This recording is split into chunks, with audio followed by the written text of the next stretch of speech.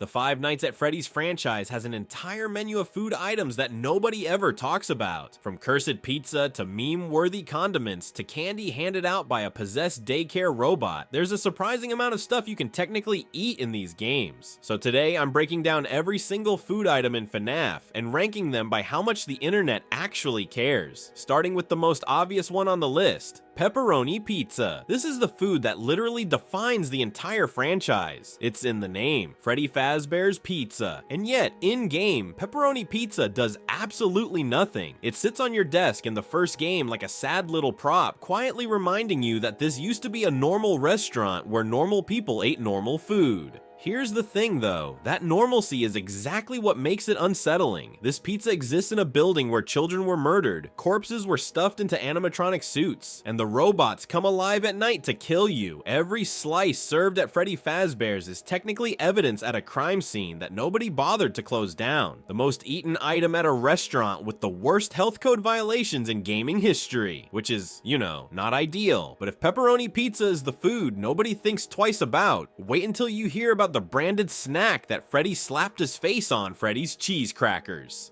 Let's talk about the most forgettable snack in the entire franchise. Freddy's cheese crackers exist purely as environmental dressing. You can't eat them, you can't use them, they do absolutely nothing. They're just there, sitting on a shelf somewhere, proving that Fazbear Entertainment had an entire merchandising department dedicated to slapping Freddy's face on every possible impulse buy item they could shove in front of a child. And honestly, that's the most disturbing part, not the crackers themselves, but what they represent. Somewhere in the FNAF universe, a marketing team sat down in a boardroom, looked at projected quarterly earnings, and decided that cheese crackers were the next revenue frontier. Meanwhile, children were actively disappearing from their locations. Kids are getting stuffed into animatronic suits, and these people are worried about cracker branding, which is, you know, not ideal. The community barely even acknowledges these things exist. Their entire contribution to the franchise is proving just how deep the in-universe corporate machine goes. Every shelf, every snack aisle, every vending machine, all Freddy, all the time, even while the mascot on the box is literally killing people after hours. But if you think branded crackers are excessive, wait until you see what they did with dessert. The giant sundae. Look, every pizzeria has that one menu item designed to make a 7-year-old lose their mind. At Freddy Fazbear's, that item is a comically oversized sundae that exists for one reason and one reason only: to make kids drag their parents back through the doors next weekend. It has zero gameplay function. You can't eat it, interact with it, or use it as a weapon against the animatronics, which honestly feels like a missed opportunity. It's pure visual spectacle, a towering monument to sugar and childhood excess sitting there like a dairy-based skyscraper. Here's the thing though, a sundae that size requires multiple staff members handling ingredients across several preparation stages. In a normal restaurant, that's fine. In a facility where the back rooms contain things significantly worse than expired milk, that's a contamination nightmare. You've got a massive melting ice cream structure slowly dissolving in the ambient chaos of a pizzeria where basic cleaning protocols were abandoned sometime around the third murder cover-up, which is, you know, not ideal. And the community, nobody cares about this thing. It's just a big ice cream, no distinctive name, no visual hook, no meme potential.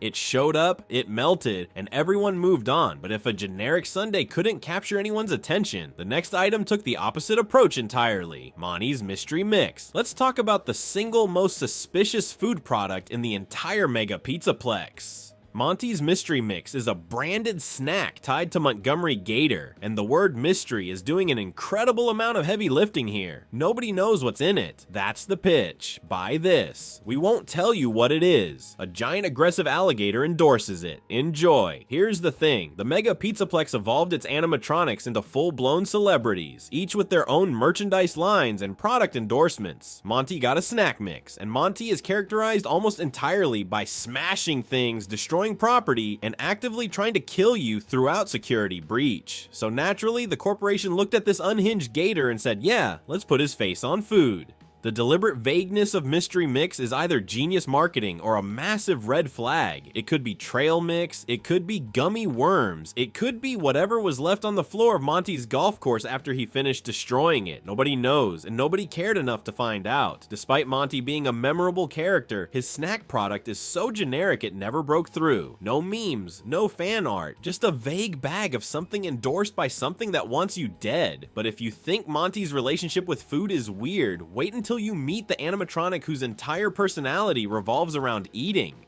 Chica's Feeding Frenzy Cupcake. Let me walk you through a journey real quick. You're in the Mega Pizzaplex. You need a cupcake. Normal enough. But the door to the cupcake shop is blocked, so you do what any reasonable person would do. You crawl through a hole in the women's bathroom wall. That's how you get this cupcake. Through a bathroom crawl space, like some kind of frosting-obsessed raccoon squeezing through ductwork. The cupcake itself is branded after Chica, which makes perfect sense because Chica's entire personality in Security Breach is eating, not enjoys a snack now and then eating. We're talking about an animatronic that will literally abandon chasing you if she spots a trash can with pizza in it. Her relationship with food isn't a character trait, it's a condition, and the name says it all. Feeding Frenzy, not Chica's delightful treat or Chica's Cupcake Corner. Feeding Frenzy. That's the language you use to describe piranhas stripping a cow to bone in 40 seconds. They slapped that on a cupcake and called it a kid's menu item. Here's the thing, this cupcake is basically a monument to Chica's impossible hunger. She's a possessed animatronic. She can't eat, she can't taste anything, but the compulsion is still there, baked into her programming and whatever tortured soul is rattling around inside her endoskeleton. The cupcake isn't food. It's a reminder that she'll never be satisfied. Also, it was in a bathroom, which is, you know, not ideal. But if Chica's snack situation feels unhinged, wait until you see what they're handing out in the daycare. Sun's candy. This is the one that actually made me uncomfortable to think about. In Security Breach, the daycare attendant has two personas. During the day, you get Sun, this hyperactive, cheerful, almost aggressively friendly animatronic who watches over kids in the daycare area of the Mega Pizzaplex. And Sun hands out candy. Sounds innocent enough, right? A fun robot giving treats to well-behaved children. Except when you actually think about what's happening here, it's genuinely disturbing. The candy is a compliance tool. Kids who follow Sun's rules, who stay in the daycare, who do what they're told, they get rewarded with sugar. That's not childcare, that's conditioning. You're creating a neurological pleasure response tied directly to obedience. Every piece of candy reinforces the idea that staying close to this animatronic, listening to it, trusting it, feels good, which is, you know, not ideal when the entity dispensing the treats is possessed by a supernatural force that has zero regard for child safety. Here's where it gets dark. Strip away the bright colors and the goofy voice, and what you're looking at is a textbook grooming technique. Reward proximity, reward trust, reward compliance. Make the dangerous thing feel safe through repetition and sugar. The kids aren't making an informed choice to stay. They're being chemically bribed into ignoring every instinct telling them something is wrong, and that's Sun's candy, the happy version. But if you think the daytime treats are unsettling, wait until you hear what happens when the lights go out. Moon's candy. So the daycare attendant has two modes. Sun keeps the lights on, plays with the kids, and generally acts like the world's most enthusiastic camp counselor. Moon comes out when the lights go off, and Moon does not play. That's what makes Moon's candy so unsettling. Here's the thing, Moon isn't handing out treats as a reward. Moon's entire deal in Security Breach is chasing you through the dark, enforcing nap time with the energy of something that absolutely should not be near children. The candy exists in the daycare as part of the overall environment, but when you associate it with Moon's side of the operation, the whole vibe shifts. A piece of candy sitting in a room where a grinning animatronic is hunting you down for not sleeping stops being a treat and starts being set dressing in a nightmare. And that's the part that gets under your skin. The daycare is filled with bright colors, fun activities, candy, all the trappings of a safe space for kids. Then the lights go out and the exact same environment becomes a hunting ground. The candy doesn't change. The context does, which is, you know, not ideal. The community latched onto this duality pretty quickly, mostly because the Sun and Moon dynamic is endlessly fascinating to people. Every cheerful detail from Sun's side becomes creepier when you imagine it under Moon's watch. The candy is just another reminder that this entire daycare is one light switch away from being a horror scene, but at least Moon is part of a system that was technically designed for children. The next item on our list doesn't even pretend to care about your well-being. EL Chips, Tortilla Chips. There's a moment in every horror franchise where someone in the development team says, "You know what this needs?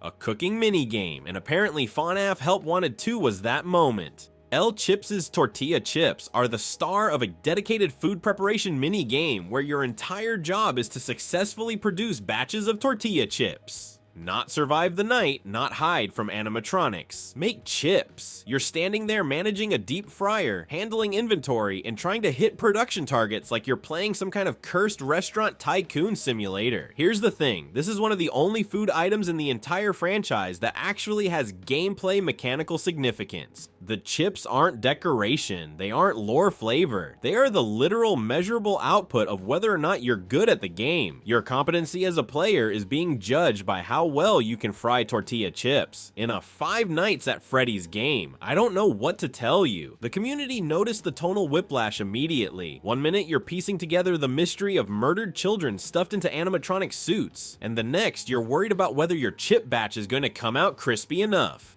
It's like if Resident Evil 4 paused halfway through to make you run a taco stand. Leon, forget the parasites. These nachos need to go out to table 7.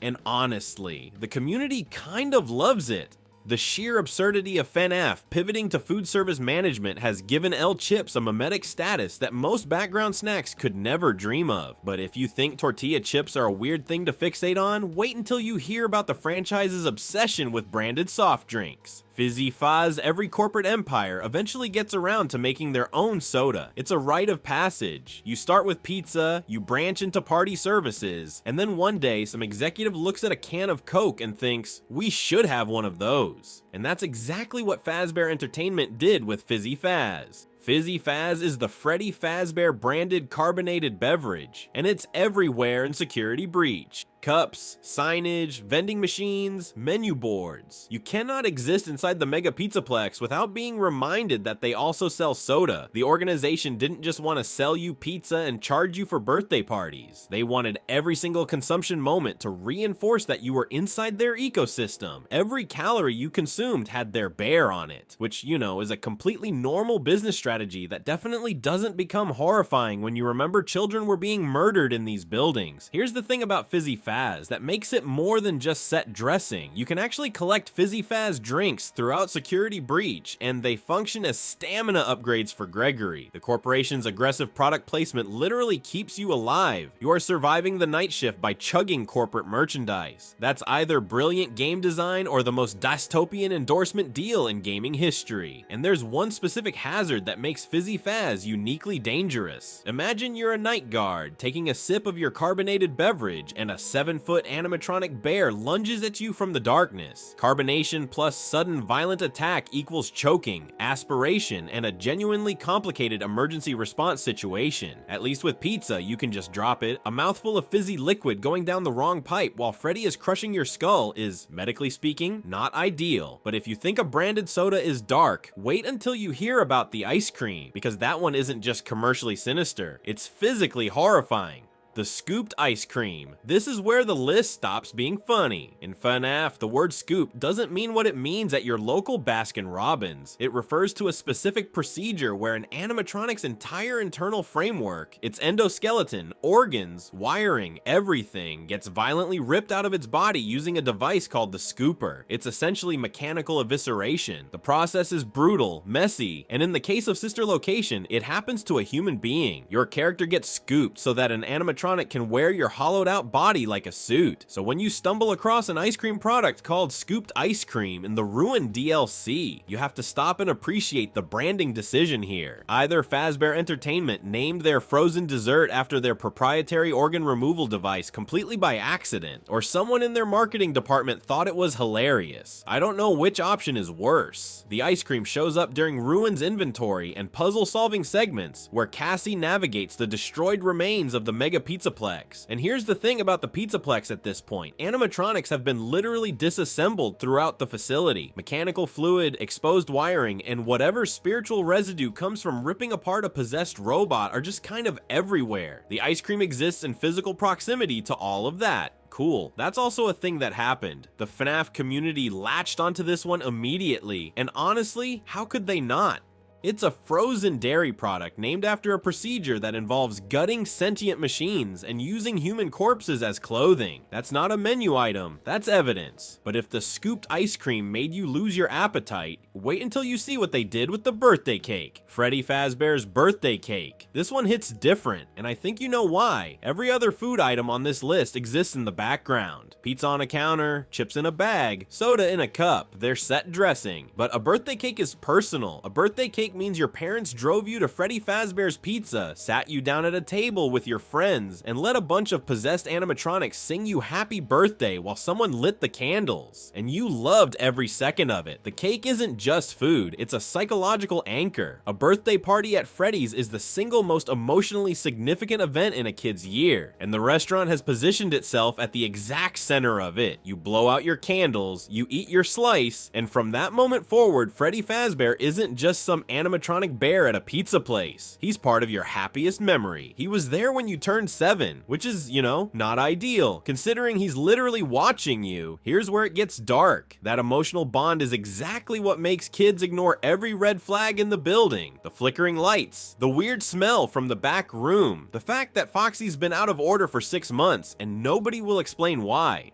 None of it registers because your brain has already filed Freddy under safe under birthday. One slice of branded sheet cake with Freddy's face piped in frosting, and a child's survival instincts get completely overwritten by nostalgia. A kid blowing out candles, animatronics looming behind them, something rotting in a back room 30 feet away, celebration and mortal danger occupying the exact same frame. That's the entire thesis of Five Nights at Freddy's distilled into a single food item, all because someone ordered the cake. But if you think a birthday cake is the weirdest food item in this franchise, you clearly haven't heard about the one that broke the entire internet, exotic butters. Let me be real with you, nothing in this entire video matters compared to what we're about to talk about. Exotic Butters does nothing. It provides zero gameplay utility. It carries almost no lore significance. It is, by every measurable standard, one of the most mechanically useless items in the entire Five Nights at Freddy's franchise. It's butter, that's it, and it is the single most iconic food item in FNAF history. Not even close. Here's the thing, when you get Exotic Butters as a reward in Sister Location, the game treats it with completely straight-faced delivery. You survived 5 nights of being hunted by killer animatronics, and your compensation is a basket of premium butter. The game doesn't wink at you, it just hands you butter and moves on, and the community lost its collective mind.